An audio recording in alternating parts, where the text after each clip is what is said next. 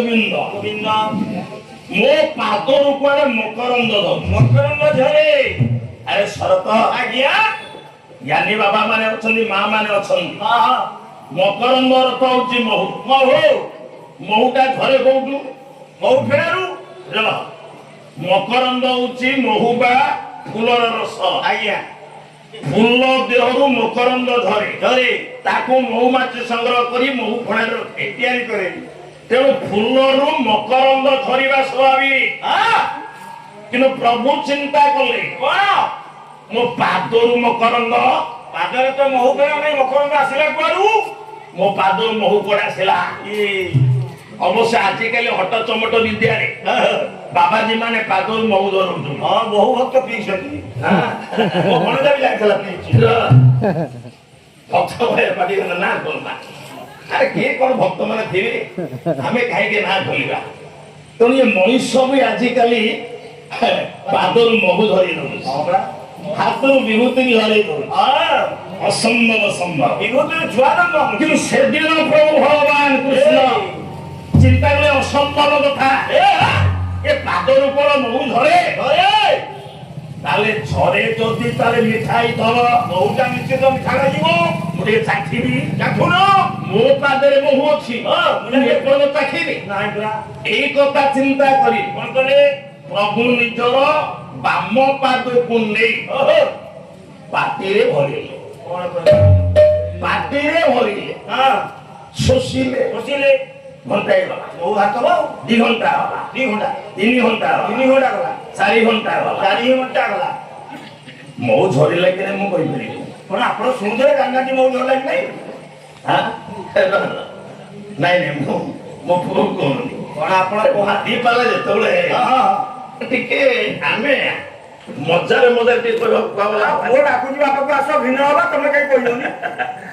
ଆଚ୍ଛା ହଉ, କିନ୍ତୁ ଏ କଥାଟା କାହିଁକି ଅଡୁଆ ଅଡୁଆ ଲାଗୁଛି? ନାଇଁ ଆପଣ ଠିକ କହୁଛନ୍ତି। ସେମିତି ଅଡୁଆ କଥାଟା ଜେନାବାବୁ କହିଲେ ତଳେ ପାଣି କୁଣ୍ଡ ରହିଲା, ଆଜ୍ଞା ମଞ୍ଚ ବୁନ୍ଦା ହେଲା, ହେଲା ଯିଏ ବୀର ପୁରୁଷ ତଳେ ରହିବ ଦୃଷ୍ଟି, ଉପରେ ରହିବ ମୁଷ୍ଟି, ନାକ ବିନ୍ଧିବ, ଉପରେ ରାଧା ଚକ୍ର ବୁଲୁଛି, ତାଳେ 7 ତାଳ ଉପରେ, ତାପରେ 1 ତାଳ ଉପରେ ଅଛି ସ୍ୱର୍ଣ୍ଣ ମାଛ। ସ୍ୱର୍ଣ୍ଣ ମାଛ ବାମ ଆଖିକି ଫୁଟେଇଲେ ଆଜ୍ଞା ସେ ଦ୍ରୌପଦୀ କି ବାହାର। ଆଚ୍ଛା ମାଛଟା କେମିତି ଥିଲା?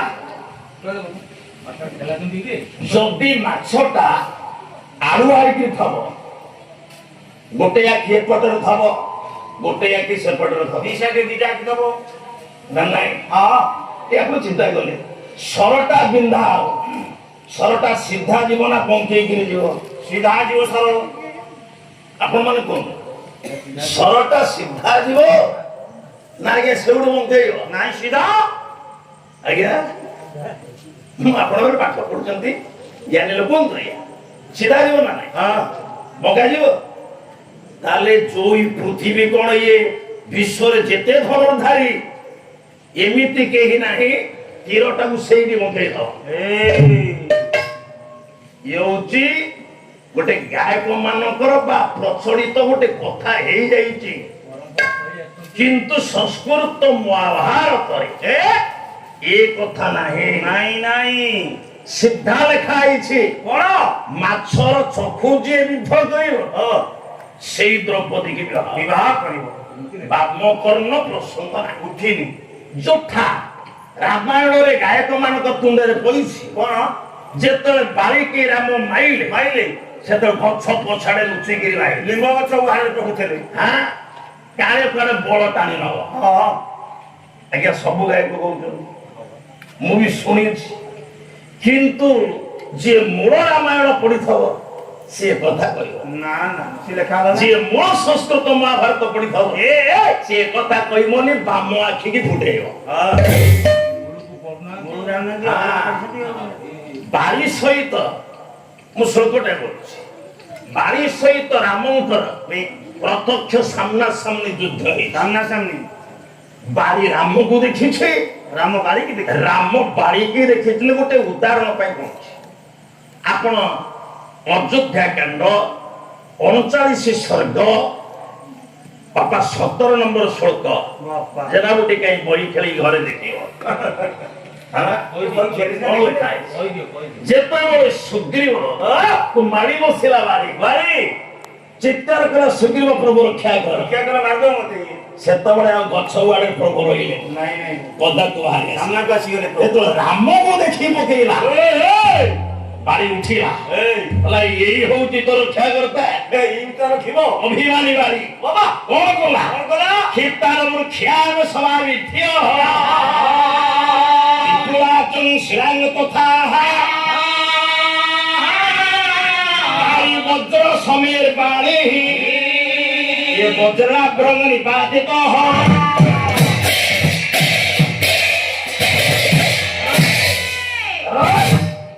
ଆପଣଙ୍କର ଆଦି କବି ବାଲ୍ମୀକି କହିଲେ କଣ ଆଜ୍ଞା ବାଳି ଯେତେବେଳେ ପ୍ରଭୁ ରାମକୁ ଦେଖିଛି କ୍ଷିପ୍ତାନ ବୃକ୍ଷାନ ମାନେ ବଡ ବଡ ଗଛକୁ ଉପାଡ଼ି ରାମକୁ ଉପରୁ ଫୋପାଡ଼ିଲା ବାବା ବାଳି କଣ କଲେ ରାମ କଣ କଲେ କଣ କଲେ ନା ସମାବିଧ୍ୟ ଆମର ଝିଅ ମାନେ ସେ ବିଶାଳ ବୃକ୍ଷକୁ ସ୍ୱର ଦ୍ୱାରା ଛେଦନ କଲେ ବାବା ଯେତେବେଳେ ବାଳି ଦେଖିଲା ଯେ ବୃକ୍ଷ କାମ କଲାନି ବିପୁଳାଚନ ଶିଳାଙ୍ଗ ତଥା ମାନେ ବଡ ବଡ ପଥର ଖଣ୍ଡ ଧରି ରାମକୁ ଉପରୁ ପକେଇଲା ତଥାପି ରାମ ତାକୁ ସମାବିଧ୍ୟ ତାକୁ କାଟି ପକେଇ ଶେଷରେ ଏମିତି ଗୋଟେ ବାଣ ମାରିଲେ ବାଳି ବଜ୍ର ସମୀର ବାଣୀ ମାନେ ରାମ ଠାକୁରେ ମର୍ଯ୍ୟାଦା ପୁରୁଷୋତ୍ତମ ରାମ ଗୋଟେ ବଜ୍ର ସମାନ ବାଣ ପ୍ରହାର କଲେ ବାଳି ବାଳି କେମିତି ମଲା ଏମିତି ନା ବଜ୍ରନାଭ୍ରଂ ନିପାତିତ ଅଭ୍ର କହି ଆଜ୍ଞା ପର୍ବତର ଶୃଙ୍ଗ ବଜ୍ର ମାରରେ ବାବା ଯେମିତି ଶୃଙ୍ଗଟା ବଡ଼ ବଡ଼ ହେଇକି ଭାଙ୍ଗିକି ତଳେ କଚ୍ଚା ହେଇ ପଡେ ସେମିତି ପ୍ରଭୁଙ୍କର ବଜ୍ର ବାହାନରେ ବାଳି କଚ୍ଚା ହେଇ ପଡିଲା ତାହେଲେ ଆପଣ ମାନେ କୁହନ୍ତୁ ଆଜ୍ଞା ବାଳି ରାମକୁ ଦେଖି ଯୁଦ୍ଧ ହେଇନି କିନ୍ତୁ ସବୁ ବାଲା ଗୋଟିଏ କଥା ବାଡ଼ି ଗଛ ପଛରେ ଲୁଚିକିରି ଲାଗିଲା ପ୍ରଭୁ ଲୁଚିକି ମାରିଲେ ନା ଗୁରୁ ଭଞ୍ଜ ସେ କଥା ପରୋକ୍ଷରେ ସମର୍ଥନ କଲେ କହିଲେ ବାଣ ପ୍ରହାର ଦେଖିଲୁ ସୋନାରୀ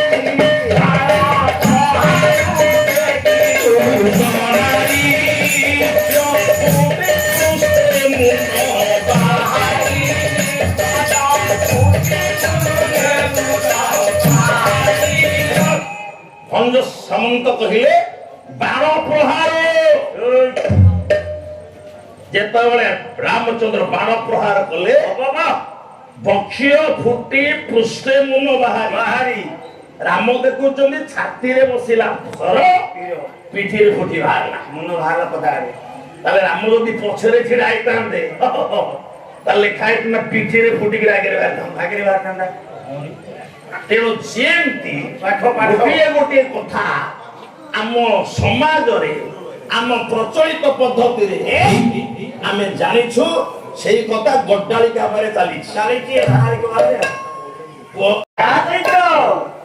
କୋଉଠି 7 ଦିନର ଛୁଆ ମାରିଲେଣି ନାଳ ଖାଇଲା ତ ହେଲା କେମିତି 7 ଦିନର ଛୁଆ ପୁତନା ସଙ୍ଗେ ଖେଳିଲା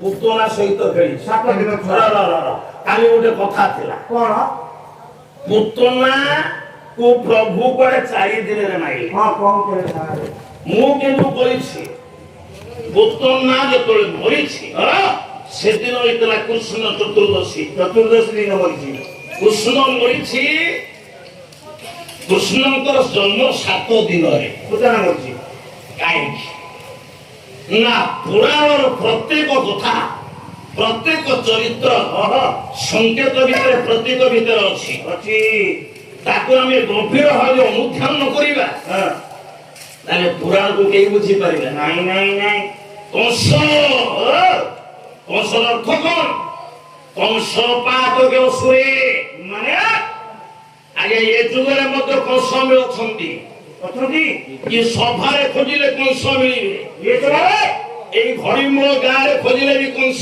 মিলিবে তাই আঙ্গুটি মাত্রে দেখেই দিন আঙ্গুটি বাড়ি কোন কালি বিদা বিধি হবে না আপনার কৌশলে কংস অଛନ୍ତି আঙ্গুটা দেখে দেবে না কংস কি পাতকে ଯୋଉ ଲୋକର ମନଟା ସଦାବେଳେ ପାପ କାମରେ ମନ ଥାଏ, ଆଜ୍ଞା ଏମିତି କୌଣସି କର୍ମ ନାହିଁ ଅପରାଧ ଘଟେଇ ଦିଏ। ଯୋଉ ଲୋକ ସଦାବେଳେ ଧର୍ମକୁ ଛାଡ଼ି ଅଧର୍ମରେ ପୁଣ୍ୟକୁ ଛାଡ଼ି ଅଧର୍ମ ପାପରେ ମନ ଦିଏ, ମୂଷା, ସେ ଲୋକଟା ହଉଛି କଂସ। ପୁତନା, ପୁତନା ପୁତନା ଅର୍ଥ କଣ? ପୁତ ମାନେ ପବିତ୍ର, ନା ମାନେ ନାହିଁ। ଯୋଉ ନାରୀ ପବିତ୍ର ନୁହେଁ, ମା ଏ ସଂସାରରେ ପବିତ୍ର କିଏ? ନା ଯେତେ ପଦାର୍ଥ ଅଛି ସବୁଠାରୁ ପବିତ୍ର ହଉଛି ବିଦ୍ୟା। ବିଦ୍ୟା ହେଲା ପବିତ୍ର, ଅପବିତ୍ର କିଏ? ନା ଅବିଦ୍ୟା। ବିଦ୍ୟା ପବିତ୍ର। ତେଣୁ ଯିଏ ଅବିଦ୍ୟାରେ ବଶବର୍ତ୍ତୀ ହେଇଛି ସେ ହଉଛି ପୁତନା। ପୁତନା ଅବିଦ୍ୟା କେମିତି ଆସେ? ଏମିତି ଆଜ୍ଞା 10ଟା ଇନ୍ଦ୍ରିୟ, ହଁ 4ଟା ଉପେନ୍ଦ୍ରିୟ, ମନ ବୁଦ୍ଧି ଚିତ୍ତ ଅହଙ୍କାର। এই 10 ଇନ୍ଦ୍ରିୟ ଏବଂ ଚିତ୍ତ ବୁଦ୍ଧି ଅହଙ୍କାର ପ୍ରତୀକ ହଉଛି ଚତୁର୍ଦଶୀ। ଚତୁର୍ଦଶୀ এই ଚତୁର୍ଦଶୀ ପୁତନାକୁ ମାରିବା ଅର୍ଥ ଭଗବାନ କୃଷ୍ଣ ଅବିଦ୍ୟା ଧ୍ୱଂସ କଲେ। ଏ ପୁରାଣ ଅର୍ଥ ଆଜ୍ଞା। ସେଥିପାଇଁ ପ୍ରତ୍ୟେକ ଭାଗବତରେ ଆଜ୍ଞା ସଂସ୍କୃତ ଭାଗବତ ଅଲଗା, ପୁଅ ଟିକେ ମନେ ରଖ, ଓଡ଼ିଆ ଭାଗବତ ବି ଅଲଗା। ଅଲଗା ଓଡ଼ିଆ ଭାଗବତ ପ୍ରକୃତ ଭାଗବତ ନୁହେଁ। କ୍ଷମା କରି ଏଟା ମୁଁ କହୁଛି, ଯିଏ ଲେଖିଛି ସେଇ କହିଛି ନା। ନାଇଁ ଜଗନ୍ନାଥ ଦାସ କହିଲେ ମୋ ଭାଗବତ ପ୍ରକୃତ ଭାଗବତ ନୁହେଁ। ଓ ଭାଗବତ କୋଉ ଭାଗବତ? ପ୍ରାକୃତ ବନ୍ଦେ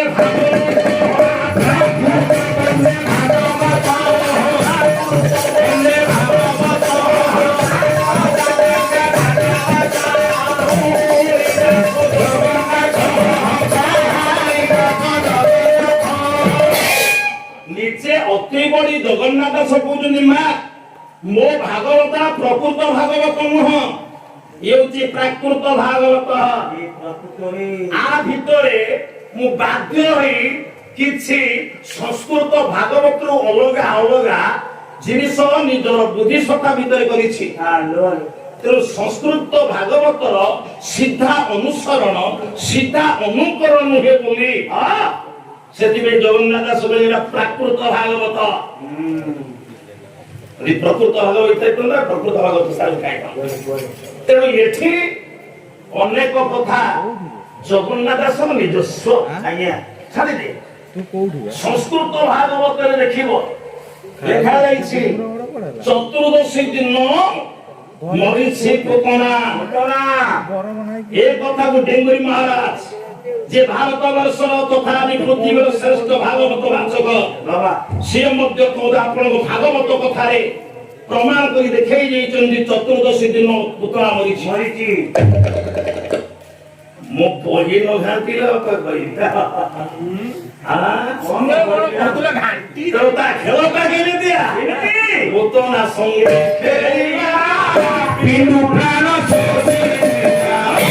ସାତ ବର୍ଷରେ ଖେଳିଛି ଇନ୍ଦ୍ର ସଙ୍ଗେ ତୋରି ମନ୍ଦ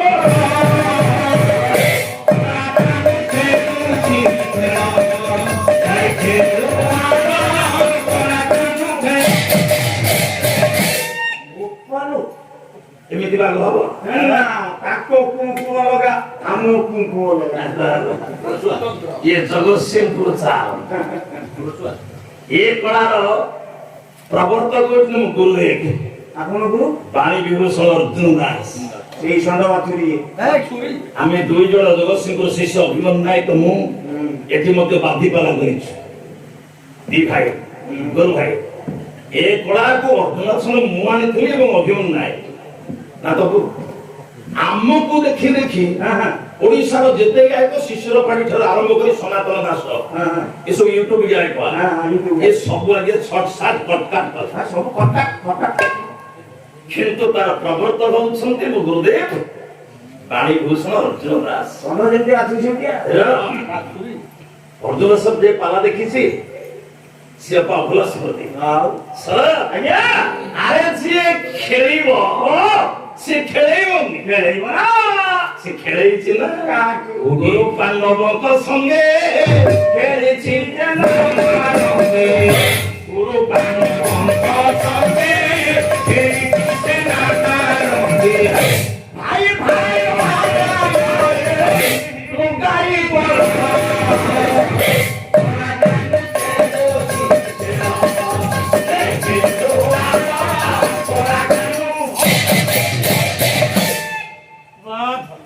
ସେ ଗୁରୁ ପାଣ୍ଡବ ଭିତରେ ଖେଳ ଲଗେଇଛି ନିଜେ ଖେଳିଛି ଅନ୍ୟ ଅପରକୁ ଖେଳେଇଛି ଖେଳେଇଛି ଆରେ ଶରତ ଆଜ୍ଞା ଶରତ ତାରେ ଯିଏ ଖେଳାଳି ସେ କାଲି ସଦାବେଳେ ଜୁଟୁଥବ ନା ହାରୁଥିବ ନା ଜିତୁଥିବ ସବୁ।